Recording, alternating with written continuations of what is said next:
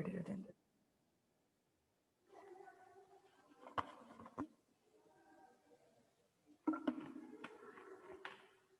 Good morning students.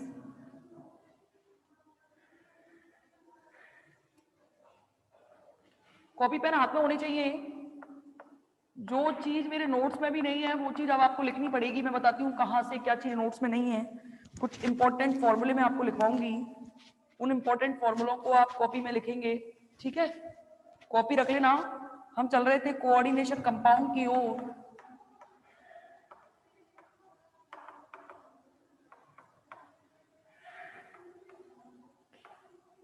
इनकी परिभाषा देखेंगे ना। सबसे पहले इनकी क्या देखेंगे? परिभाषा। मैंने कल आपसे बात की थी कि योगात्मक यौगिक जो होते हैं वो दो प्रकार के होते हैं। कितने प्रकार के? हाँ, नहीं है ना नोट्स में, आप कॉपी ले लो हाथ में।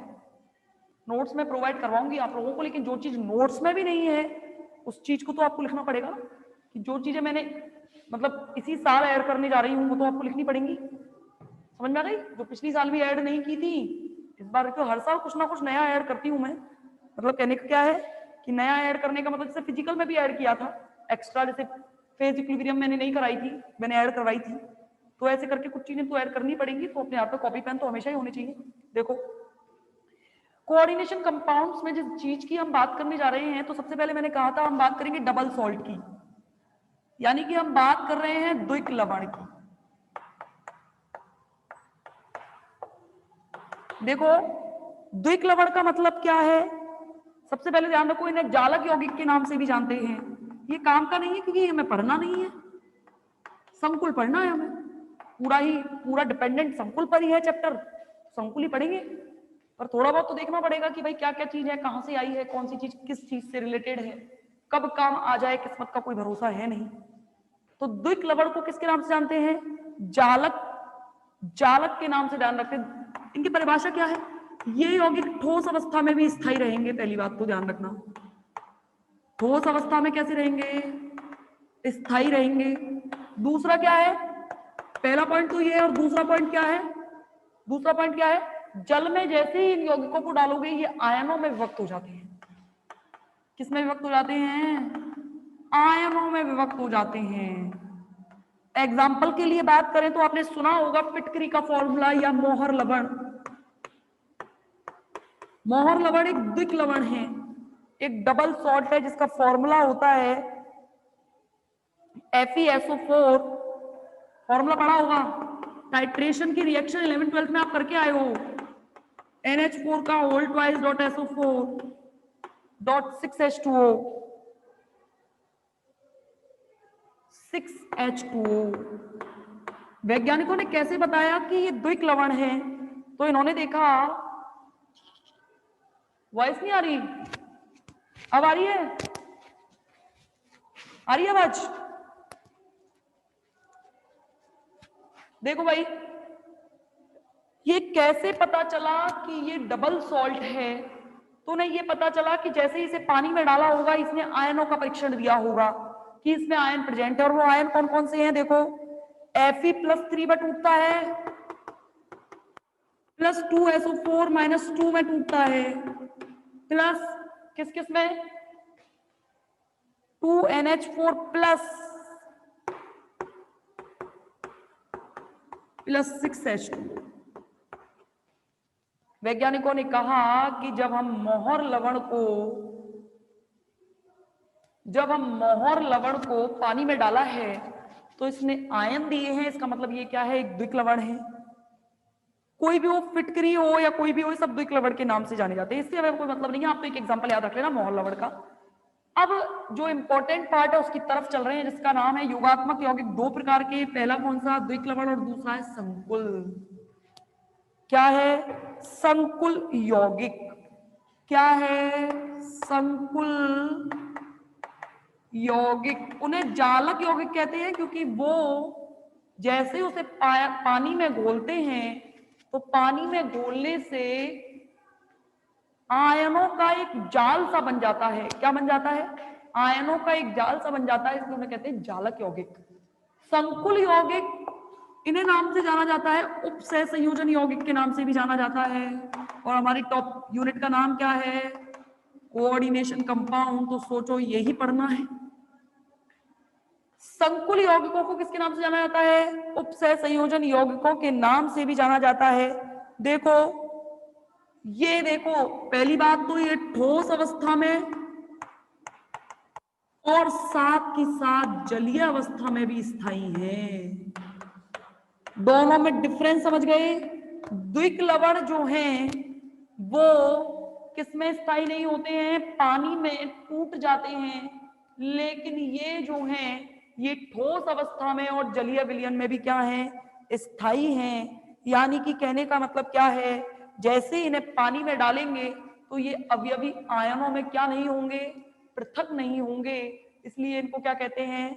जैसे जैसे एग्जाम्पल से बात करेंगे, सिंपल, KCN FeCN2, इन दोनों के संयोग से बनता है K4 FeCN4।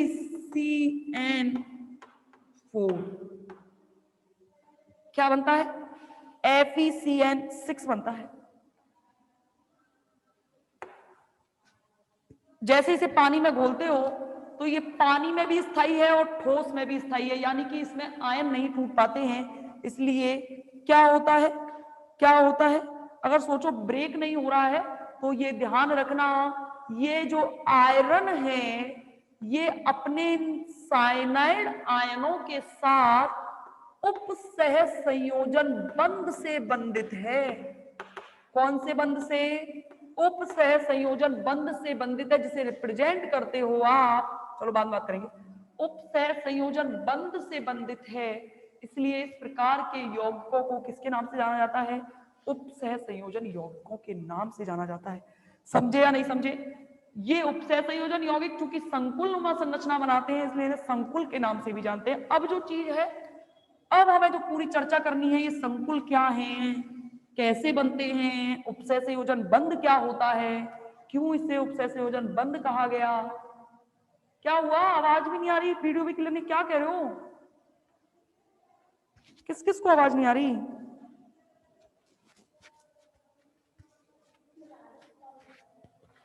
इससे रुक, अब आ रही है?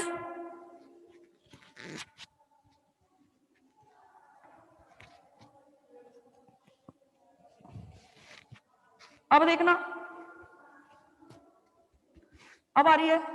चलो ठीक है। अब देखो, अब चल रहे हैं भाई उपसह संयोजन यौगिकों से संबंधित पदों की परिभाषा। पेपर में ध्यान रखना डेफिनेशन भी पूछ लेता है। अपने दिमाग में ये मत रखना कि डेफिनेशन नहीं पूछे जाएगी, डेफिनेशन भी पूछ लेता है। नामकरण तो बाद में पढ़ेंगे, नामकरण अभी नहीं है, पहले बर्नर्स थ्योरी पढ़ेंगे, उसके बाद में नामकरण पढ़ेंगे। ठीक है, देखो उपसह संयोजन यौगिकों से बंधित, सबसे पहली डेफिनेशन है केंद्रीय आयन। क्या है सबसे पहली डेफिनेशन? केंद्रीय आयन। ध्यान रखना बुक में भी नहीं दे रखी है। क्या नहीं दे रखी है? बुक में भी नहीं दे रखी है। ठीक है ना? देखो केंद्रीय आयन क्या है, सबसे पहले कि एग्जांपल से बात कर लेते हैं। सबसे लास्ट में कौन सा केंद्रीय आयन है, कौन सा फंडामेंटल। देखो केंद्रीय आयन क्या है, ध्यान रखना, उदासीन या घनायन,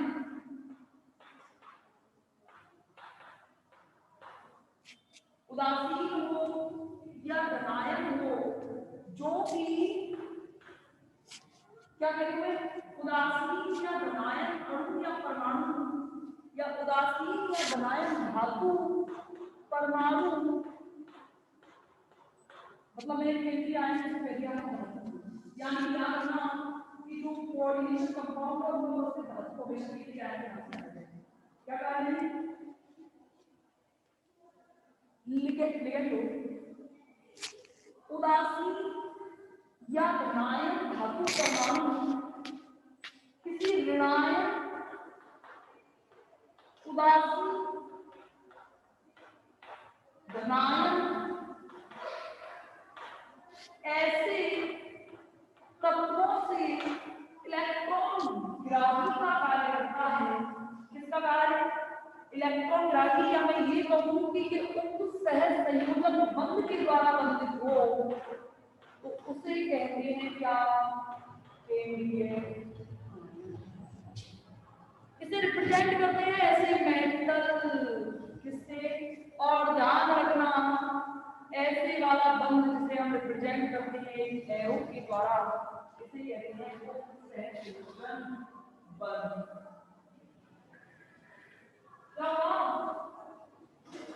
अभी कह रहे हैं आवाज आ रही है?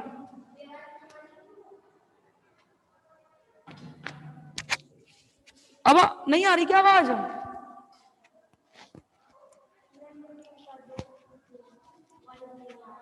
क्या हुआ? अब आ रही है आवाज? आ रही है क्या? रुको स्टॉल उतार दूं, शायद आ जाए। अब देखना,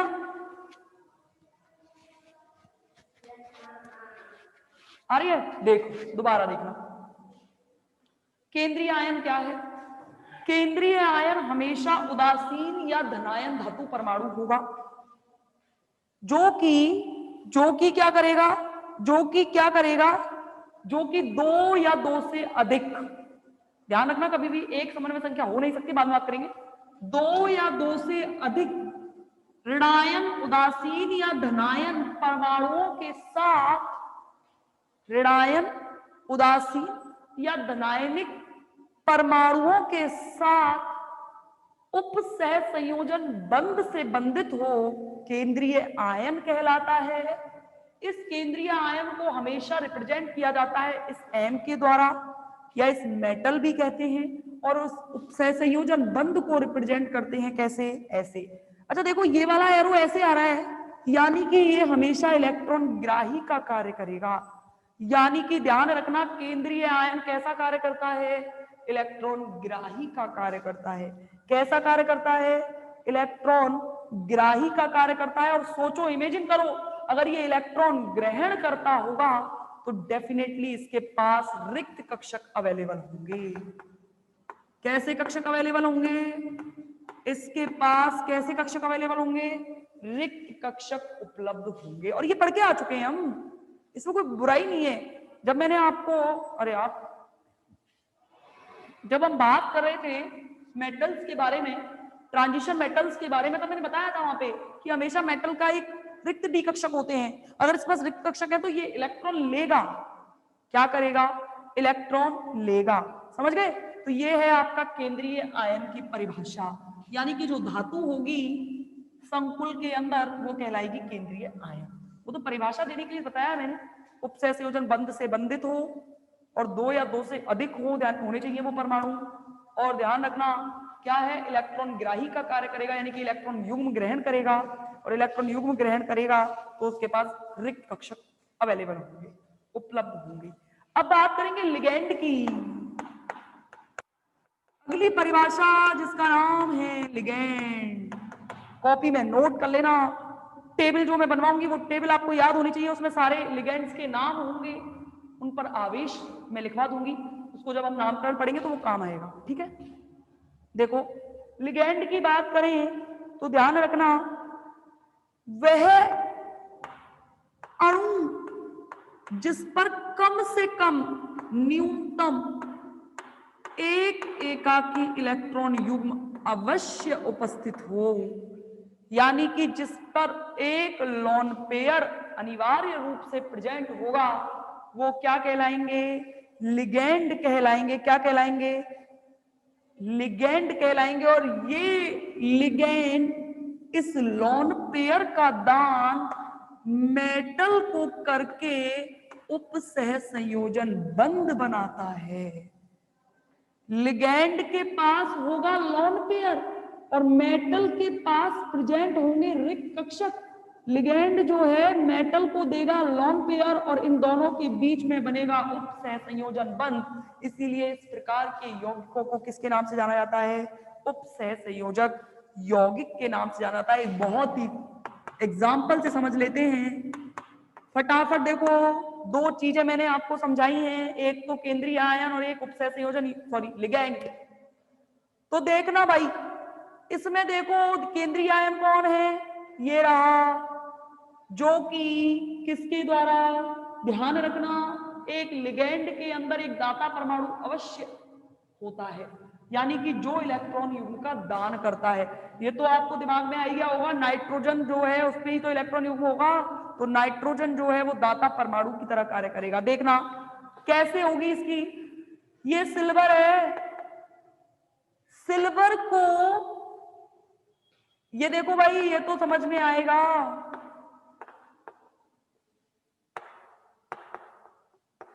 आया समझ में, यानी कि इसमें एक केंद्रीय आयन और दो क्या हैं, लिगेंड प्रेजेंट है। आया कि नहीं आया? और इसमें दाता परमाणु कौन होगा, नाइट्रोजन के पास कम से कम एक लोन पेयर जरूर प्रेजेंट रहता है, इसलिए नाइट्रोजन क्या होगा, एक दाता परमाणु। ये दोनों डेफिनेशन समझ में आ गई? कोई डाउट है? कोई डाउट बताओ, चलूं आगे? ठीक है, ये धातु आयन और लिगेंड की डेफिनेशन हम पढ़ चुके हैं। अब देखना लिगेंडों के प्रकार, टेबल बना लेना, अभी बनवा दूंगी मैं टेबल, पूरी टेबल मैं बनाऊंगी, पूरी टेबल बना के जब उसे आप अपनी कॉपी में जरूर बना लेना, क्योंकि नोट्स में नहीं बन रही है। लिगेंडों के प्रकार, देखो सबसे पहला मोनोडेंटेड लिगेंड या एक दंतुक लिगेंड। देखो जो आपके काम आएंगे वो सारे मैं लिखवा दे रही हूं, और प्रैक्टिस से उनके आवेश भी आपको याद हो जाएंगे, ध्यान रखना। प्रैक्टिस से, वीडियो साफ क्यों नहीं आ रही, एक मिनट रुको,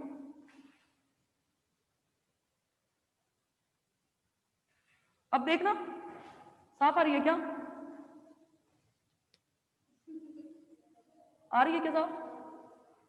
हाँ ठीक है। एक दंतुक लिगेंड, देखो पहली बात तो ध्यान रखना, लिगेंड पढ़ेंगे एक दंतुक, द्विदंतुक, बहुदंतुक, उभयदंतुक। ऐसे तो बहुत सारे, एक दंतुक भी है, द्विदंतुक भी है, त्रिदंतुक भी, चतुर्दंतुक, षटदंतुक, सप्तदंतुक, और जो जो हमारे काम के वही देखेंगे ना, क्या मतलब है सारे देखने का। देखो वे लिगेंड जिनमें एक दाता परमाणु हो, दाता परमाणुओं की संख्या कितनी हो, जिनमें एक दाता परमाणु हो, एक दंतुक लिगेंड कहलाता है। कौन से लिगेंड कहलाते हैं, एक दंतुक लिगेंड कहलाते हैं, जिनमें क्या हो, ध्यान रखना, ये लिगेंड ऐसा होगा जो डायरेक्ट परमाणु, ये लिगेंड ऐसा होगा जो डायरेक्ट धातु आयन से संबद्ध होगा। एक दंतुक लिगेंड्स की फटाफट से टेबल बनाएंगे, उस टेबल को आप भी मेरे साथ साथ बनाओगे, जो काम के हैं उन्हें बना रही हूं मैं, ठीक है।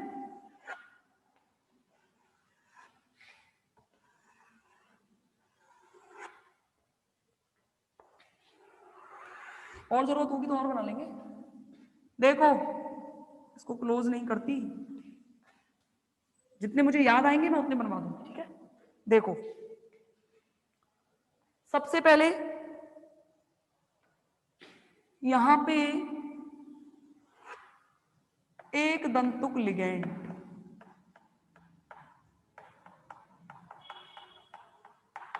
नाम दाता परमाणु,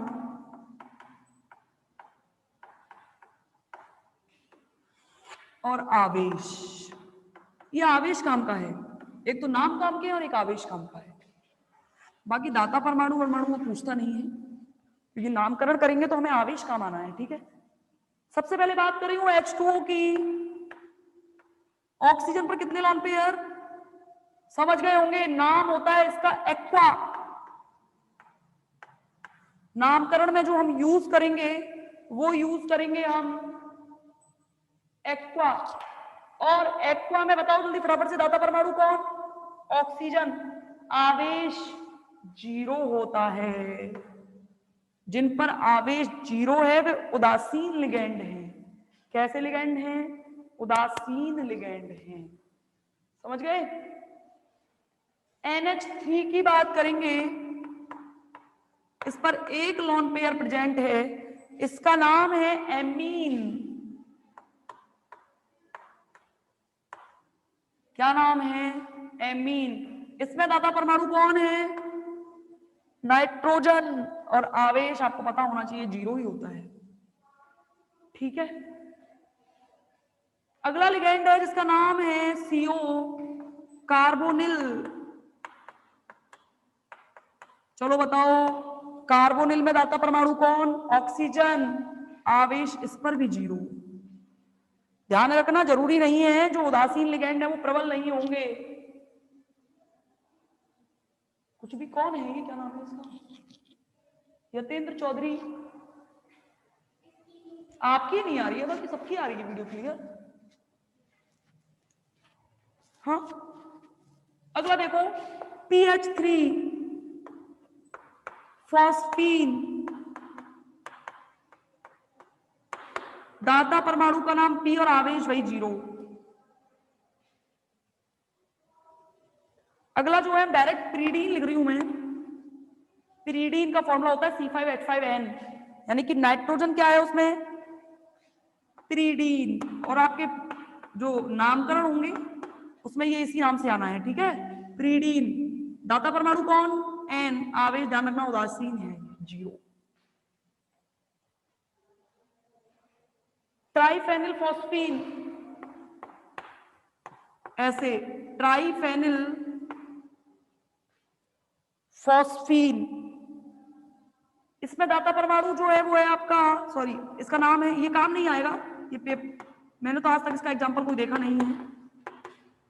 ट्राइफेनिल फॉस्फीन। दाता परमाणु है वो है फॉस्फोरस इसमें, और इसका आवेश भी 0 है। 0 वाले आवेश लिख रहे हैं अभी सारे हम। एक और बचा है NO, इसका नाम है नाइट्रोसिल। ये काम आ जाता है कभी कभी।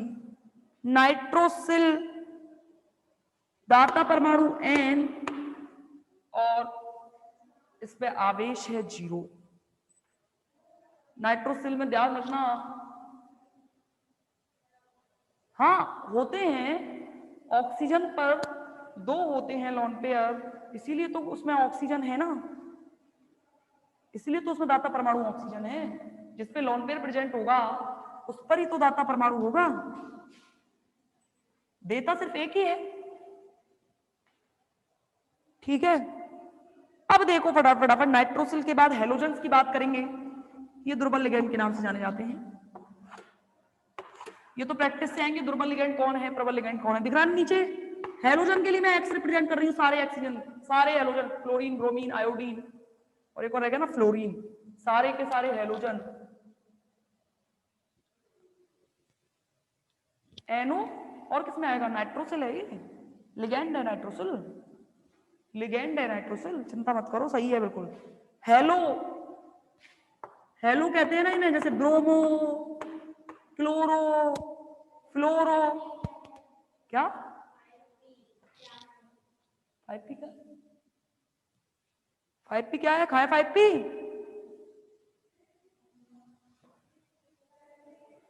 अरे तो होंगे, आप अपनी तरफ से दिमाग क्यों लगा रहे हो? नाइट्रोजन और ऑक्सीजन दोनों ही प्रेजेंट है, तो जरूरी है इसमें, जरूरी है इसमें दोनों ही दाता परमाणु हो। एक ही दाता परमाणु है और वो भी नाइट्रोजन है भाई। जो बंद आप जबरदस्ती बंद थोड़ी बनवा सकते हो, ये बंद बनाते हैं और बंद बना के ये नाइट्रोजन इसको एक लोन पेयर देता है। सीधी सीधी सी बात है। इसमें मैं और आप क्या कर सकते हैं? जो है वो तो है ही, और मान लो ये आ गया पेपर में, मैं छुड़वा दूं तो क्या मतलब है? ये ऐसी चीजें नहीं है जो मैंने या आपने ज्ञात की हैं या वैज्ञानिकों ने, ये तो सिर्फ ये है कि वैज्ञानिकों ने बंद बना के देखे हैं और बंद बनाने के बाद देखा कौन सा दाता परमाणु है, अपने हिसाब से थोड़ी दाता परमाणु बना दिए हैं। ठीक है, तो ये दिमाग में मत लाओ। चलो बताओ, इसमें तो केवल हेलोजन ही है, तो हेलोजन ही दाता परमाणु है, हेलोजन दाता परमाणु है, इस पर ध्यान रखना -1 चार्ज होता है, ऋणायनिक है।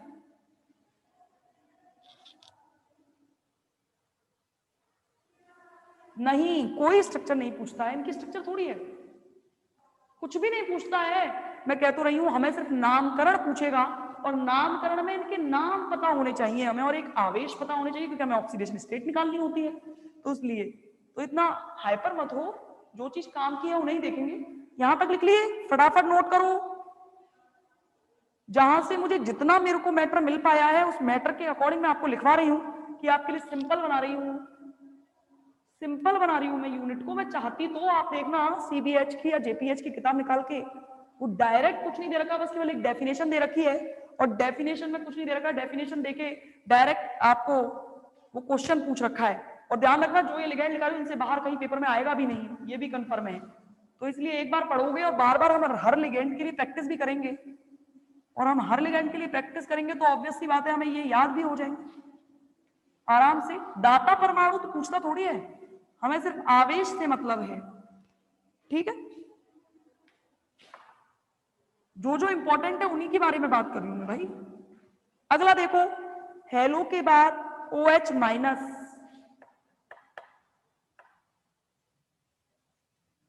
OH माइनस, इसका नाम है हाइड्रोक्सो।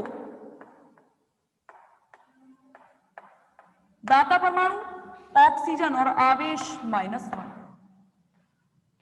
ठीक है। अगला जो है वो है साइनो, ये काम आता है बहुत, सारे नामकरण में पूरे लिगेंडों का आधार है ये साइनो। इसमें नाइट्रोजन दाता परमाणु और चार्ज -1। अब देखो आप तो ये भी कहोगे NC आइसोसाइनो, इसमें दाता परमाणु कार्बन है भाई और चार्ज वही -1।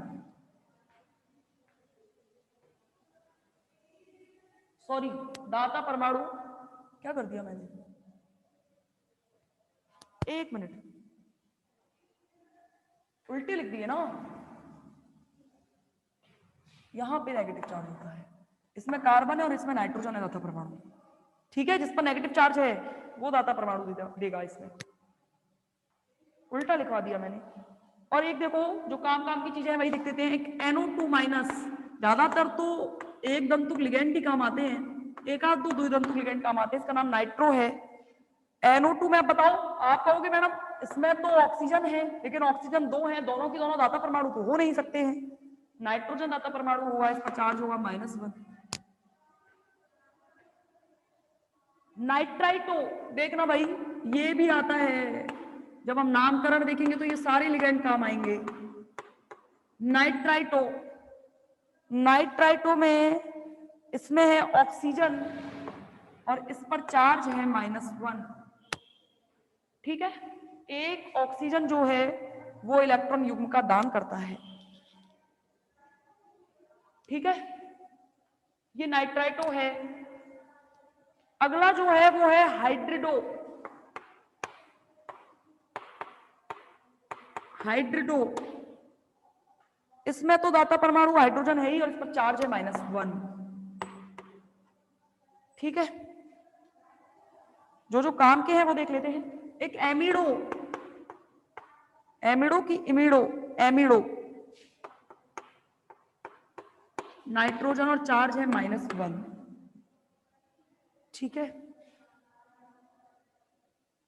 और करवाने हैं क्या, ये और देखो भाई, और रहने दो, एक और देख लो, सल्फेटो, ये भी काम आता है, SO4-2, सल्फेटो, इसमें ध्यान रखना ऑक्सीजन दाता पर बस ध्यान रखने की जरूरत है नहीं, चार्ज है -2।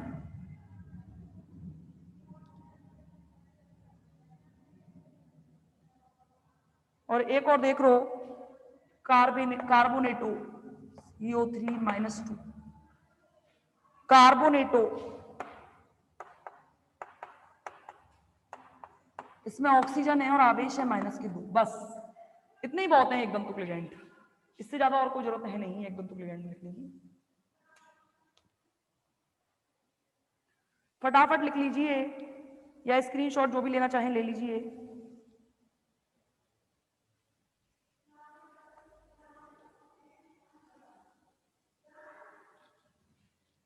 ठीक है, लिख लिए, लिखे या नहीं? चलो, ये हुए आपके एक दंतुक लिगेंड, जितने आपके पेपर में आएंगे और जितने भविष्य में काम आएंगे सारे लिखा दिए मैंने। और ध्यान रखना इस इनऑर्गेनिक केमिस्ट्री की कॉपी को कहीं खोने की कोशिश बिल्कुल मत करना, ये भविष्य में इतनी काम आएगी कि आपको ये बहुत काम आने वाली है, ध्यान रखना। एक बार रिजॉइन करो